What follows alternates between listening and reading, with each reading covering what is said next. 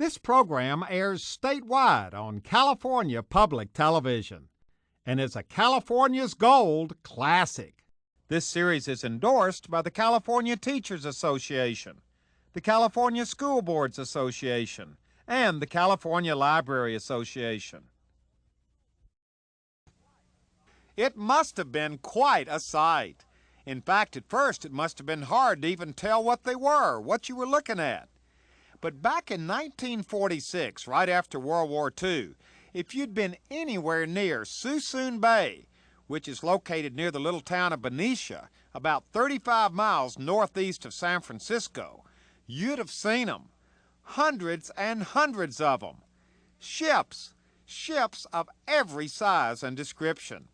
Merchant ships and warships, tankers and tugs. Now, they were brought to Suisun Bay and other places around the country as part of a mothball fleet, some of them to be kept in ready reserve in case we needed them again in an emergency, some of them eventually to be scrapped. And today, guess what? Suisun Bay is still full of old ships. Now, they're not as many as there were back in the 40s and 50s, but flying over them in a helicopter, they're an impressive sight. Rows and rows of ships, some merchant, some military, some to be scrapped, and some part of the reserve fleet, but all of them part of our nation's naval past. Now, these days, the fleet is managed and cared for by the Maritime Administration, which is part of the U.S. Department of Transportation. The good people there invited us to spend the day at Suisun Bay for a close-up look at these wonderful old ships. And that was an invitation we couldn't refuse.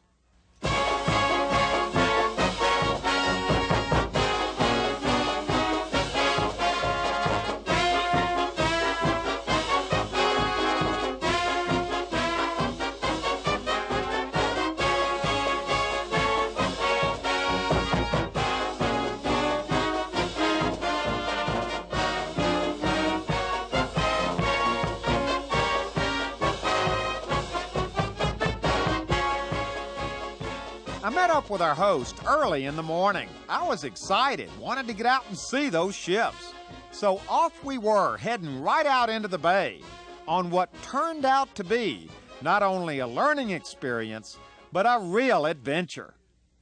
Why did they choose this bay to put these ships in originally? Why here? Because of the room, for one thing, and at that time there was a lot of ships. The depth of the water was perfect, and not only that, the water is brackish. It's not actually fresh, and it's not salt. So they didn't have to take the ships down to have them dry dock so often and repainted. The idea was to find a big bay. That's right.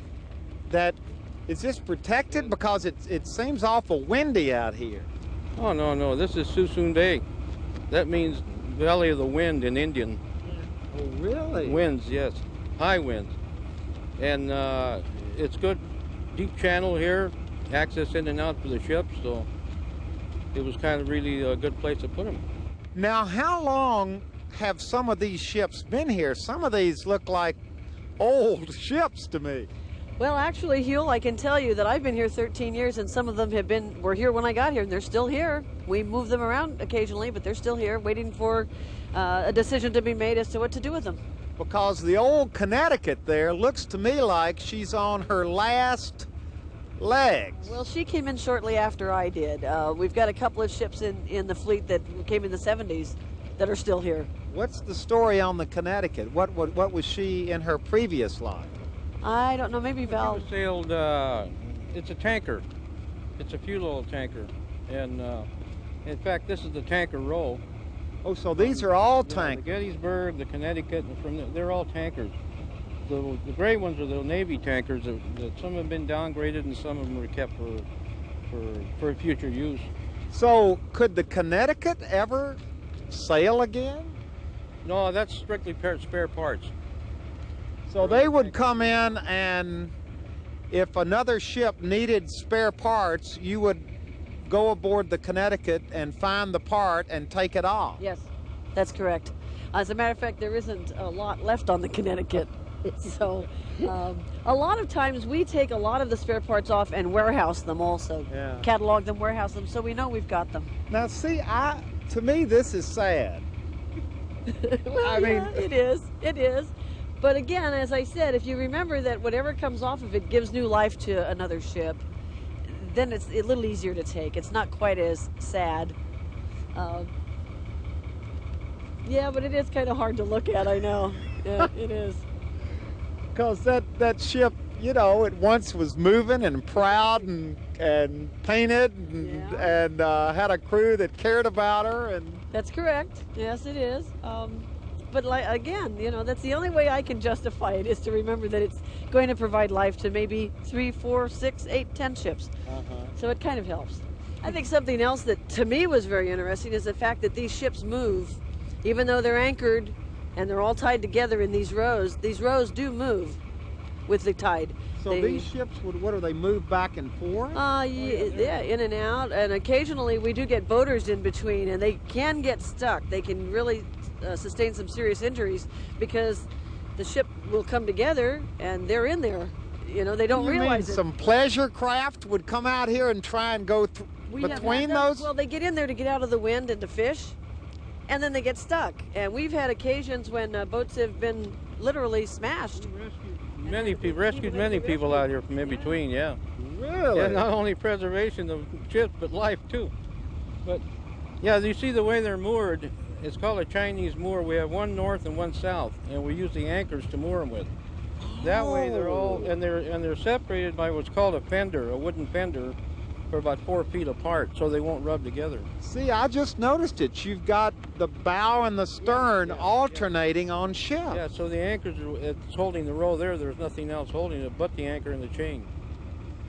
So are they all chained kind of together? Yes. Yes, they're tied with wire rope, and then they've got these fendering materials between them. But and all of that work is also provided by the fleet. We do all of that. We even build the fenders here, and our people tie them up and set them up this way. Whenever we take a ship out of a row, we usually plug something else in to maintain that integrity. But they do in fact move. We had a storm here several years ago, 1988, and it took two whole rows of ships and just literally turned them. We had a storm earlier than that, around 1983 or 84, where 2 ships broke loose together in tandem and headed for the Delta, because this is also the mouth of the Delta and the mouth of the Sacramento River. Now, what kind of security do you have up here? We do provide 24-hour security guard service here. In addition, from the water side, that pretty much takes care of it, in addition to the Coast Guard monitoring and the sheriff. We usually don't have any problems. The rows have ladders that are hydraulically controlled. We have the keys. We put the ladder up. It's a little harder for them to get on board. Yeah. So we really don't have a problem with security. Driving by, do most people, I guess the locals all know what this is? Well, surprisingly enough, a lot of them don't know. However, as long as you tell them it's the Mothball Fleet, that's it. If we tell them National Defense Reserve Fleet, they have no idea what we're talking about. Because they've put this affectionate term on this. As a matter of fact, there have even been poems written about it, and articles, letters to the editor by people saying, please don't ever let the ships go away because we'd be lost without them. It just has a special feeling. That's an interesting ship there. That came from Mare Island. The Navy used that for a target ship. And I guess they didn't need it anymore, so they figured they got to put it somewhere, so Bremerton sent it to us from Mare Island. So that was a target ship? Yeah. Yeah, they tow it out and shoot at it and patch it up and bring it back. Yeah, that's what it Well, was. it survived. It sure did. Now, these are old ships. Yes. How old are these ships? That I don't know, but all 3 of them, they've been here since I've been here, and then some. Well, they were here before you were born. I think so. These particular 2 ships, though, really, I'm seriously about the pigeons. They do house, you can see them flying in, and no matter where we move it, the pigeons follow it. That is their ship now. They just kind of took it over. You can see them. Oh, there are gulls all over it. And, yeah, oh yeah, they've We don't really know what the attraction is, but they seem to really love it. Well, we also have a bird sanctuary out here. Now, what was that originally? It's hard to tell. I don't know. The clam? An ARS, that's used to be a submarine rescue ship. It has decompression chambers in it and all the diving equipment. All that's been removed, of course, but Boy, that... Well, but you know what? The more you look at it, in a way, that has a beauty of its own. It's got some character. It's got a lot of character, as a matter of fact. Now, you were telling me you've seen a lot of action out here. Yeah, we get a lot of different groups coming out. The Marines come out and do their repelling from helicopters down onto the ships like they're gonna take over the ship. So they practice their war games out here. So this is a way that they actually implement their training. Right, right. And they use different ships each time so they don't get familiar with them.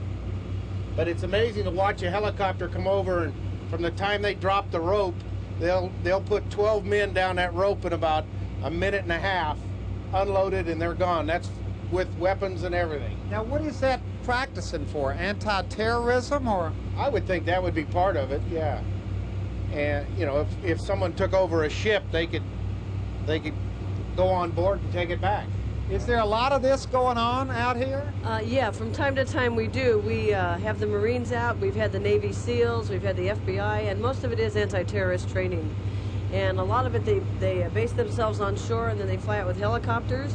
As Don said, they come down on the ships. Many times they'll drop frogmen into the water, and they've got their own little fast boats to pick them up, and yeah, they'll be out here 2 or 3 days at a time. Okay, we are now actually going to board these ships, right? How does this work? That's correct. We have some people working on board this row now, so they've already come out and lowered this ladder down.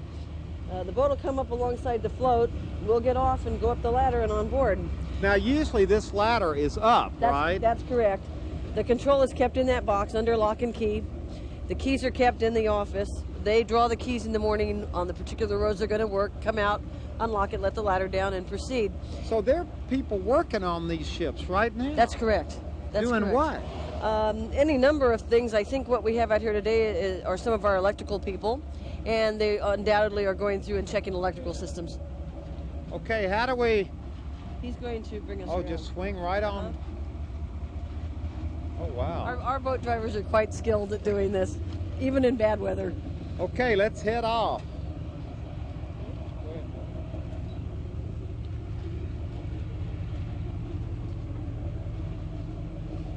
Let's head on up.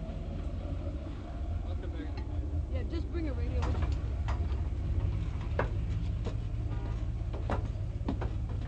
Oh, boy. Now we are on board the This is the Cape Borda. Cape Borda. Borda. It's one of the Ready Reserve Force ships, and it sits on a row with a couple of others. And as I said earlier, some of them have already been taken out for exercise. What do you mean for exercise?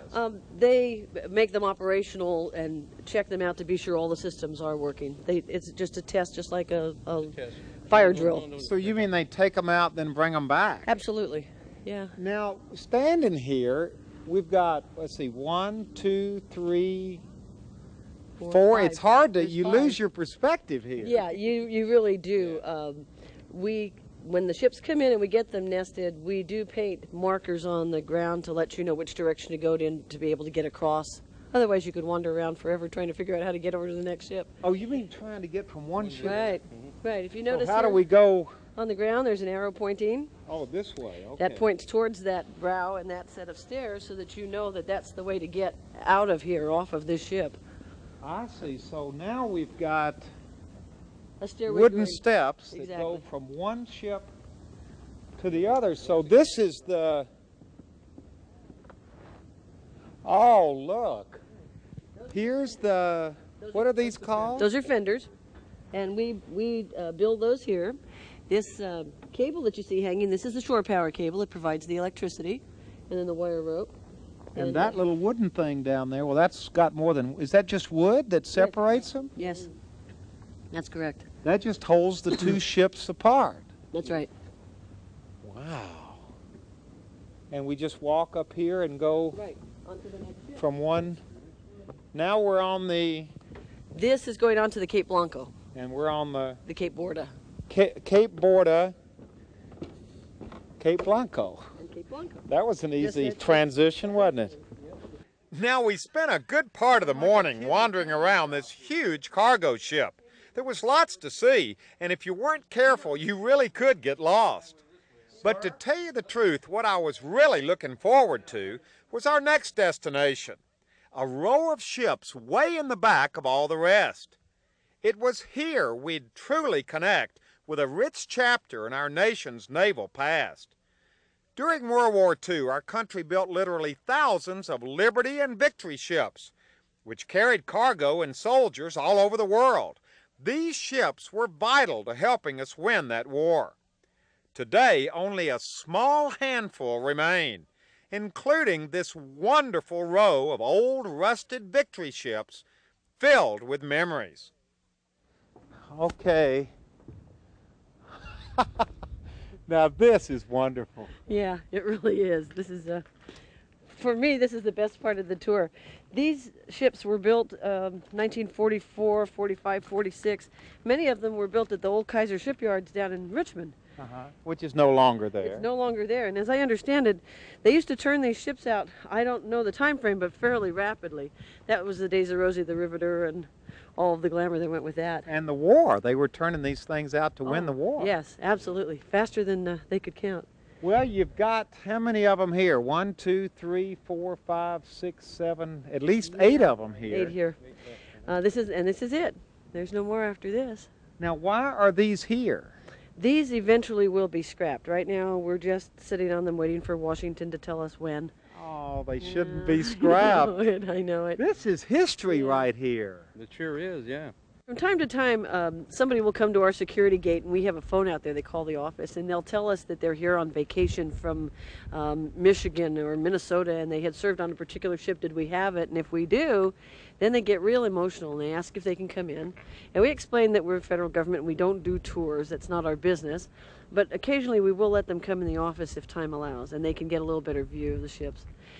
There have been instances, though, where the case was so emotionally charged that we found a way to let them get out on their ship. And in many instances, all they want to do is just stand on the deck. It fulfills a lifelong dream for them. Occasionally we get requests to find things on ships that are of some interest to that person. We had a family one time call, and they wanted a sign that the father had made and put behind a boiler, I believe. And Val was here in those days, and he went out and found the sign. It was a handmade sign. You found the sign? Yeah, he was right where he said it was. And how many years had it been there? Oh, let's see, I don't know, what, 15, 20 years? No, it's about 35, I think. 35? I think 35 years Yeah. this sign had been on board, Yeah, and you got it for him. right, and mailed it to him. And I'm sure he was just beside himself delighted. I mean, that means a lot to people. It had a significance. Of all the ships we've visited today that we've gone by in the little tug Yeah. and that we've flown over and seen, these to me have the most character, and maybe it's because of the peeling paint or knowing that they were part of World War II, but They did a lot of rescue work during the Korean War, also refugees. I mean, I'm only can imagine what happened, but to see maybe the decks filled with hundreds of men and women and children, and you know, it's just incredible. and you think of the men who served on these Oh, ships. absolutely, absolutely. They are very colorful as far as I'm concerned. And now whenever I watch an old movie, I look for, I don't know a lot of the technical, but I will look for the victories, you know, and liberties both, just to say, oh, I know a little something about that. Oh, yeah. Now there's a ship sitting all by itself out there. That's the Mission Santa Ynez, and it's the last mission tanker that's in existence. Mission tanker. It's a mission tanker. It was built by Marin ship over in Sausalito. Right now, it's just sitting there. It's on hold by the Military Sea Lift Command, and it's just sitting there waiting for somebody to tell us what to do with it. But I was telling you earlier that the ships move. If you look at the position of the ship, many times when we come in the morning, she's faced entirely different. That whole back end will whip around, and she'll be faced, even this afternoon, we'll see that it's in a different configuration. It just moves back and forth, just according to the currents and the winds. Well, there is a lot of wind out here. This is a very windy bay. This is also extremely visual. I'm just standing here talking to you and looking out here across the bows of these ships with the water, and there's a little seagull perched on the end of one of the Victory ships. Look at the birds on the chains down below. Yeah, it's just, it's a very visual, exciting kind of place to be. Oh, absolutely. The way the Victories are lined up and the structures themselves, there are many, many, many photographs of people out here that have taken because it's so symmetrically lined up. I mean, it was just, it just kind of takes your breath away.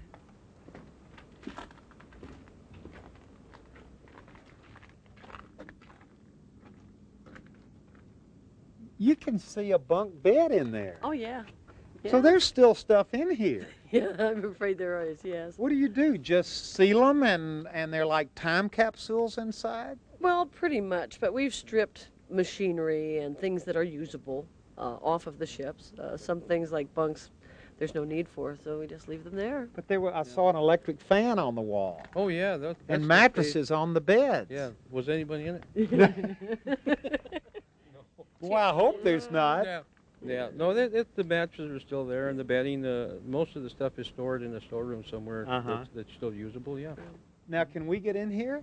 No, these are all sealed up. They're sealed. They're sealed. So what do? Just seal all the outside doors and everything? Yeah.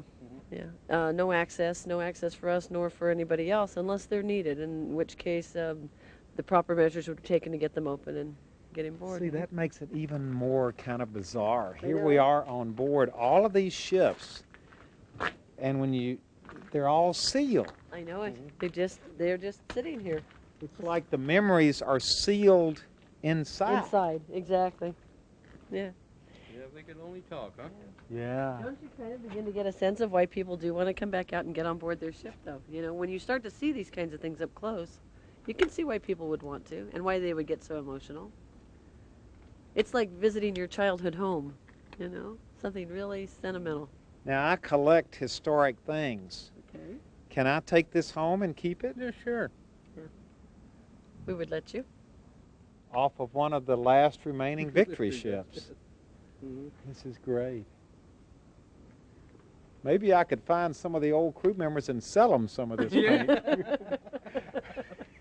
Well, no, they probably just something this simple. Yes. Would mean a lot to some people. Oh, of course. Yeah. Absolutely. That's what I said. It's like going home. The Victory ships always interested me. I think I enjoy the older ships. They have a little more character to them. Yeah. Well, they all have character in their own way, don't Absolutely. Oh, yeah. I mean, you look at each one of them, and they look like even this row we're coming up on here are mainly tankers on this end, but each one of them looks different. It's a different style. So it's like going to a museum of ships, a showcase of ships. Absolutely. Absolutely. Different years, different styles. That's right. Different purposes originally. Yeah. And each one of these ships has got a crew that could tell you, you know, a world of stories. All the ports that they've hit. I mean, we're talking thousands, or, you know, probably with the ships we've got here, probably every country has been visited by these ships. Yeah. And you're also talking tens of thousands of men who have served on these ships over the years. Oh, absolutely. Why do you think people get so attached to seeing these old ships tied together out here in the bay?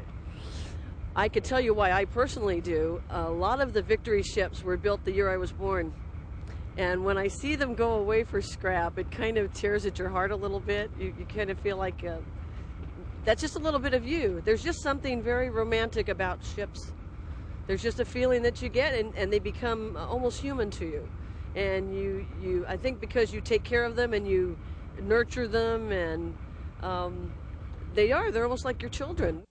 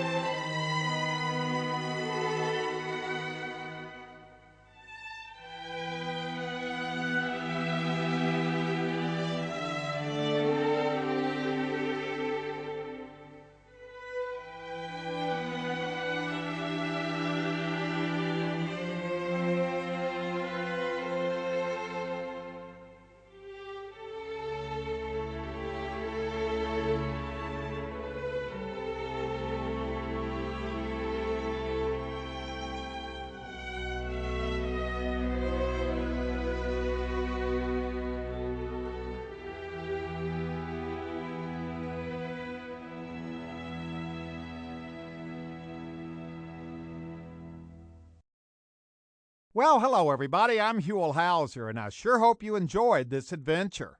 If you'd like to see it again or share it with your family or friends, or perhaps donate a copy to your local school or library, it's available on video cassette and on DVD.